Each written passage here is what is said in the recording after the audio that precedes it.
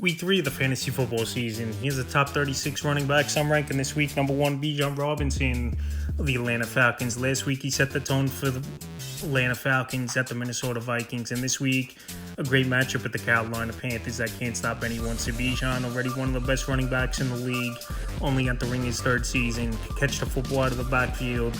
And he's just a big-time playmaker. Number 2, Christian McCaffrey of the San Francisco 49ers. This week, another good matchup for CMC. And a lot of people, they were down on McCaffrey coming into the season, but as long as he's healthy, he's got upside to finish the year as the number 1 running back at the position in points per game and total points. So this week versus Arizona, I expect McCaffrey once again to score anywhere from 18 to the 25-point range. Number 3, Saquon Barkley of the Philadelphia Eagles. So Saquon, not on the pace, obviously, like he was last year.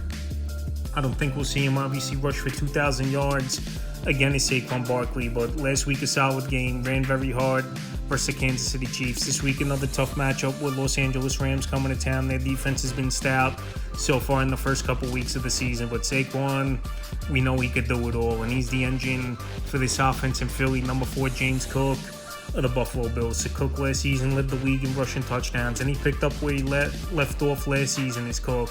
And so far, he's running like a man possessed out there. We saw versus Baltimore in week 1, a big game, and then last week took over quickly at the New York Jets. So this week with another good matchup versus Miami coming to town where they can't stop anyone.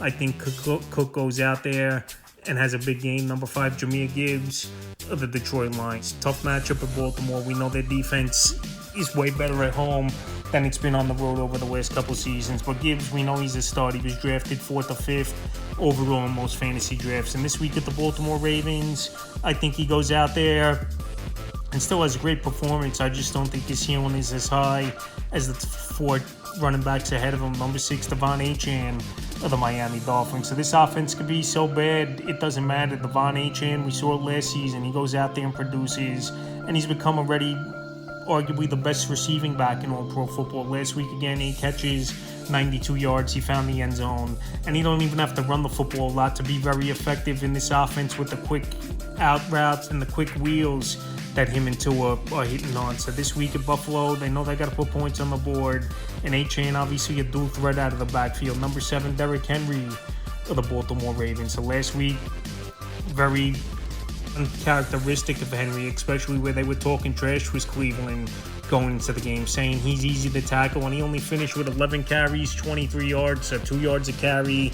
Very bad game it was for Derrick Henry, no doubt about it, but we rarely see Henry have 2 bad games in a row. And this week, in a matchup versus the Detroit Lions, where they're a little vulnerable versus the run, we saw Jacobs have a nice game in week 1 versus them, and Swift found the end zone last week. I think Henry bounces back on Monday night in a big way. Number 8, Bucky Irvin of the Tampa Bay Buccaneers. So Bucky Irvin, this guy, one of the hardest runners in the league. He breaks a lot of tackles. We saw it last season. We saw it on Monday night in week 2 versus Houston, and he's a good receiving back out of the backfield. He added 6 catches, 50 yards, and had over 120 yards from scrimmage in last week's game. So this week in a matchup versus the New York Jets, where they just got gashed on the ground by James Cook, I think Bucky Irvin in the home opener for Tampa Bay goes out there, has a good ball game. Number 9, Jonathan Taylor of the Indianapolis Colts. Taylor in this offense, they're riding high right now over there in Indianapolis. They're putting points on the board early and often, and this offense is transformed quickly. I know it's only 2 games, but Daniel Jones already looks like a big upgrade over Anthony Richardson in this offense, and that's why he won the camp battle going into the season. So this week at Tennessee, a team obviously very familiar with playing in the division 2 times a year. Taylor, he's been solid the last couple of years, and I think this week goes out there and is a top 10 performance. Number 10, Josh Jacobs of the Green Bay Packers. So Jacobs, I know he's not going to do much in the receiving game, but there's no competition in the backfield there for Jacobs, and he's been a solid running back over the last couple seasons here. So I know touchdown depends on his upside, but this week at Cleveland, it's a pretty good matchup. I know, like I said, they shut down Derrick Henry, but Josh Jacobs and this O-line is going to make sure he gets the holes and he's going to make plays. And this is more of a run-first team where Jordan Love, yes, he throws the football, but they're not looking to throw the football 35, 40 times with Love, where they want to hand the rock to Jacob. You see he gets a lot of volume. Number 11, Ashton Jeanty of the Vegas Raiders. So Jeanty, the workload is there. The talent obviously is there. This is a bad offensive line, and Jeanty, I think he's trying too hard at times to run over defenders instead of following the blocks and hitting the hole is Ginty. So last week, a couple impressive runs, no doubt about it. He's got that big burst and that home run ability. And this week at Washington, I think this could be a breakout game for the rookie Ginty. He's too talented. We know what he did in college, and we know he's a very tough running back to get down. He definitely has to work on his pass protection and catching the football out of the backfield, but obviously that comes at time with a young guy like Ginty. But he's got all the talent in the world. Number 12, Alvin Kamara of the New Orleans Saints. Kamara, we know he's up there in age. It feels like he's been around for decades, a running back for this New Orleans Saints team, but he just finds ways to put points on the board, and he's been a PPR machine over the last 4 or 5 seasons as Alvin Kamara. So this week at Seattle, it's going to be a game most likely they're trailing early and often, and Kamara, they're going to force feed him as Spencer Rattler, and Kamara, there's no competition where he's getting 85-90% of the touches in the backfield. 13, Kyren Williams of the Los Angeles Rams. So last week he got vultured in touchdown by Blake Corum as Kyren Williams. Still had a mediocre game, 10 fantasy points in PPR leagues. I know catching the football is a minus for Kyren Williams. He don't really do that. That's the only problem. We know in between the tackles, even as a small back, he's physical. He's got breakaway speed, and he gets the yards and finds the end zone with double-digit touchdowns the last 2 seasons. So after a mediocre game this week, not a great matchup at Philly, but they're runnable. We saw Javonte Williams have a big week 1 versus Philadelphia. I think Kyren could go out there and bounce back. 14, to mention Javonte Williams of the Dallas Cowboys. So coming into the year, I wasn't big on Javonte Williams at all. I thought his best years behind him, but the Dallas Cowboys obviously saw something in him, made him the starting running back, and gave him a contract. And now, a couple years off that ACL, maybe he's refreshed and 100%. Javonte, he's a 3-down back, catch the football out of the backfield, pass protect, and the burst looks there like it did in his rookie season over in Denver. So Dallas, they might have got a steal, obviously, in free agency with Javonte Williams, only signing the 1-year deal. And this week at Chicago, great matchup. Their defense can't stop anyone. And Williams already 3 touchdowns in the first 2 weeks, amongst the league leaders in fantasy points at the position. 15, Chase Brown of the Cincinnati Bengals. So it's been a struggle, no doubt about it, the first couple weeks for Brown. But now I think they're going to rely on him a little bit more. With Jake Browning, he's a capable backup quarterback, no doubt about it. But I don't think they want him throwing the football 35, 40 times weekly. So this week, in a grind-out type of game in Minnesota, where their physical defense, I think Chase Brown, they're going to use him a little bit more in the passing game, some screens, some quick outs. Then obviously in between the tackles, they want to get him going as Chase Brown, because he's a workhorse running back. There's no competition or anyone eating into his workload. And this week in Minnesota, I think he could have a breakout game even in a tough matchup. And like I said, we just saw Bijan Robinson go out there and have a monster game versus defense. 16, Travis Etienne of the Jacksonville Jaguars. Etienne off to a great start in the early going. This Liam Cohen offense has looked good. Trevor Lawrence, he's improved already from last year to this year in this new offense. Obviously, he has to pick up the terminology a little bit more and get his main guys targeted, and Brian Thomas and Travis Hunter. But Travis Etienne, he looks like Etienne from a couple seasons ago, and obviously we saw what the system of Cohen did last season, where he was the offensive coordinator with the Bucs, and saw what Bucky Irvin did. So this week, good matchup versus Houston. We saw Irvin and have Rachaad White, big games versus defense last week. 17, Breece Hall of the New York Jets. Hall, week 1, he gashed the Steelers defense, and then last week just nothing was going right, and then Fields going down with the concussion. But this week, a decent matchup at Tampa Bay. I know they did a good job on Nick Chubb until the fourth quarter, where he had a rushing touchdown. But Breece Hall, obviously a way more talented back than Nick Chubb, and he's a dual threat where he's a good receiving back out of the backfield. And especially if Fields is out in this game, I think we're going to see more touches, and they're going to force feed Hall as well out of the backfield. 18, Jaylen Warren of the Pittsburgh Steelers. Warren, he's taken this backfield pretty easily, where I thought Caleb Johnson would have a role, but so far in the first 2 weeks, only 2 carries for Johnson, and Kenneth Gainwell is only coming in as a change of pace back and to give a little rest to Warren. So Warren last week, a big game, receiving game, 4 catches, 86 yards, and 14 carries, 48 yards. So this week in a pretty good matchup in New England, we just saw Achane have a monster game, especially catching the football. I think Warren goes out there again, has a good performance. 19, Chuba Hubbard of the Carolina Panthers. So Chuba Hubbard, I just think a lot of people sleep on this guy, but week in and week out, he finds way to put points on the board. It might not be pretty, it might be in garbage time, But this Panther team all season long, they're going to be trailing early and often and chasing points. And once again this week versus the Falcons coming to town, I believe that'll be the case in this division matchup. And Hubbard will find his way anywhere from 13, 17 fantasy points in PPR leagues. 20 Kenneth Walker of the Seattle Seahawks. So Charbonnet, the first couple weeks, he's out-snapped Kenneth Walker. And even route participation's been a little bit better for Charbonnet. But last week, Kenneth Walker had a bounce-back game, 13 carries, 105 yards, and found the end zone, where Charbonnet had 15 carries and only 10 yards. But I think this is a committee where this coaching staff, they like Charbonnet a lot, and we saw last year when Walker was out of the lineup. Charbonnet, he had some big ball games, but this week a great matchup versus New Orleans, and I believe both these running backs are startable, but Kenneth Walker with more upside because he's a better receiver out of the backfield. 21 Jordan Mason of the Minnesota Vikings. So he's going to be the man now over there, is Jordan Mason. Aaron Jones, the injury bug caught up to him once again. Hamstring injury, out minimum 4 games.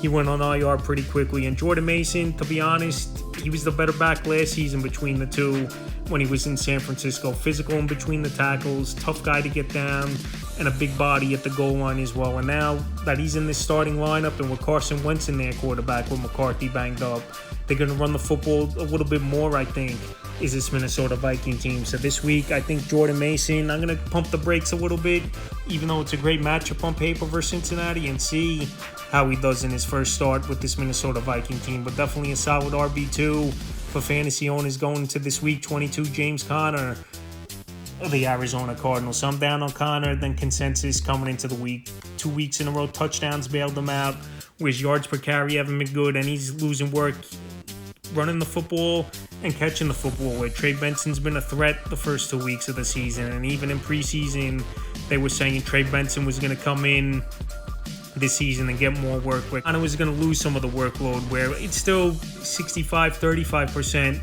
in Conner's favor in this backfield. But this week in a matchup versus San Francisco, I think it's going to be tough in this division game in San Francisco. 23, DeAndre Swift of the Chicago Bears. DeAndre Swift every season finishes in the top 24 in points per game in worst case. And this week a great matchup versus the Dallas Cowboys, where we saw Cam Scatterbo go out there, have a good ball game versus Dallas Cowboy team. And obviously Saquon Barkley in week 1 have a good game. So this week, Soldier Field, it could be a high-scoring game between these two teams. And DeAndre Swift, he could do a little bit of everything. And there's not much of a threat to his work as well, with Kyle Monangai, I know they wanted to get him some work in that backfield, but Swift easily the bell cow there. 24, Tony Pollard of the Tennessee Titans. So it's a mediocre matchup versus division rival Indianapolis Colts. But the thing with Tony Pollard, no competition there as well. Tajay Spear at least out 2 more games with his injury on IR. And Tony Pollard, we know he's had some big games throughout his career, and he could carry a full workload. The only thing with Pollard, I want to see him catching the football more out of the backfield, and that hasn't been the case in the early going. 25, J.K. Dobbins of the Denver Broncos. So Dobbins, he signed in training camp, and he's been the starter out of the gate. Is J.K. Dobbins, still in his mid-20s, still a lot of upside. Just ACL and Achilles injuries have done him in over the last couple seasons, unfortunately for Dobbins. And this week a matchup at his former team, the Los Angeles Chargers, where he had a good year with them last year. So Dobbins, in between the tackles, he's going to get 15, 17 carries per game. He's going to catch a couple passes, but he is a touchdown-dependent running back. But Dobbins, he's just a smart running back as well, the way he runs, and he has patience. I know Harvey's over there, but the thing with Harvey, he's barely seen the field in the early going. 26, Zach Charbonnet of the Seattle Seahawks. So like I said, Charbonnet, he's a big part of this running back room for the Seattle Seahawks team. He out-touched in carries, again, Kenneth Walker, and he's a big physical back, where I think the goal line work, we're going to see Charbonnet get more weeks than not. And this week with a good matchup, New Orleans coming to town, they can't stop anyone. I think Charbonnet goes out there and has a bounce-back performance. 27, Amarian Hampton of the Los Angeles Chargers. So I'm pretty down on Hampton in Week 2's game. Yes, he played a majority of the snaps. He was in there pretty much the whole first half, where Harris came in a couple times to give him rest, but he didn't even touch the ball. This Charger team, they threw the football 90% of the time in the first half of that game. And this week in a matchup versus Denver, I know they've got gashed on the ground last week by Jonathan Taylor. And in week 1, they had some trouble as well, was Denver, with Tony Pollard at times. But the thing is, Amarian Hampton, him and Harris pretty much was 50-50 in terms of touches, even though he was on the field way more. And that fumble in the fourth quarter could cost him some touches as well. So Hampton, I know they used the first round pick on him, but if a guy's not getting at least 10, 15 touches per game, it's tough really to trust him more than a flex option. 28, David Montgomery of the Detroit Lions. Obviously, he's taken a back seat this year compared to other seasons where it was a 50-50 split with him and Jahmyr Gibbs. So the thing, obviously with David Montgomery, not much of a receiver out of the backfield. Jahmyr Gibbs, he's in a lot of passing downs and obviously long and third downs as well. But David Montgomery, still a good running back, no doubt about it. But this week with a tough matchup, and he's kind of a touchdown-dependent back so far in the early going. He's at the bottom half of this list. 29, Ja'Cory Croskett-Merritt of the Washington Commanders. So Merritt, I think he's not going to be totally the bell cow in this backfield. 12, 15 touches per game in between the tackles. Not much of a receiver out of the backfield. I know Eckler now out for the season, more touches, but I think Jeremy McNichols and even Christian Rodriguez is going to get some work in this backfield, head coach Dan Quinn said. So this week, I know it's a pretty good matchup versus the Vegas Raiders, where their defense doesn't have much going for them. And the thing is, Ja'Cory Croskett-Merritt had a good game, no doubt about it. Week 1, 10 carries, 82 yards and a touchdown. But like I said, we have to see kind of role he plays in this game with obviously McNichols and Christian Rodriguez there. 30, Ramondre Stevenson of the New England Patriots. So last week, a big game it was for Stevenson. I think fluky in the receiving game. 5 catches, 88 yards, which made his day. But obviously, he outsnapped Trevion Henderson, and also he outsnapped Antonio Gibson. So a lot of people assuming Henderson was going to be the guy out of the gate coming into this season, but I said it in my preseason videos. Stevenson signed an extension before the year in 2024. This week, a great matchup versus Pittsburgh as well. And if it's a 3-man committee, it's really not a backfield you want to be part of that much as a fantasy owner. 31, Nick Chubb of the Houston Texans. So Chubb last week saved his day with a touchdown late in the fourth quarter versus the Tampa Bay Buccaneers. And this week, a good matchup on paper, Jaguars, where I don't think their defense is that good. But Nick Chubb, bad knee injury, obviously last season, and then going back early in his career, some injuries. So the burst isn't there, obviously, for Nick Chubb, and this offensive line isn't all that great in Houston. But there's no one really, obviously, a threat to his job. Damian Pierce was a healthy scratch, and Woody Marks, he's nothing more than a smaller third down back. So I think Nick Chubb this week at Jacksonville, if you want to use him as a flex option or back end 2 option, is playable. 32, Cam Scatterbo of the New York Giants. And last week, he looked way better than Tyrone Tracy.